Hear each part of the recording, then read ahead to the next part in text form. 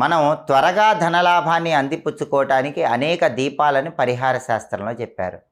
వాటిలో చాలా శక్తివంతమైన దీపం క్షీరదీపం, అంటే ఆవు పాల దీపం.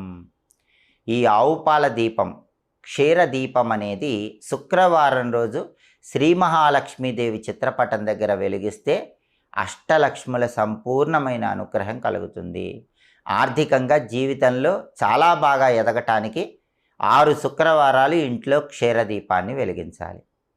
మరి ఈ క్షీరదీపాన్ని ఎలా వెలిగించాలంటే, ముందుగా శుక్రవారం పూట మీ ఇంట్లో పూజ గదిలో శ్రీ మహాలక్ష్మీదేవి చిత్రపటానికి గంధం బొట్లు, కుంకుమ బొట్లు అలంకరించి లక్ష్మీదేవి చిత్రపటం దగ్గర వెండి ప్రమిదలో ఆవు నెయ్యి కానీ నువ్వుల నూనె కానీ పోసి తామర ఒత్తులతో దీపం వెలిగించండి.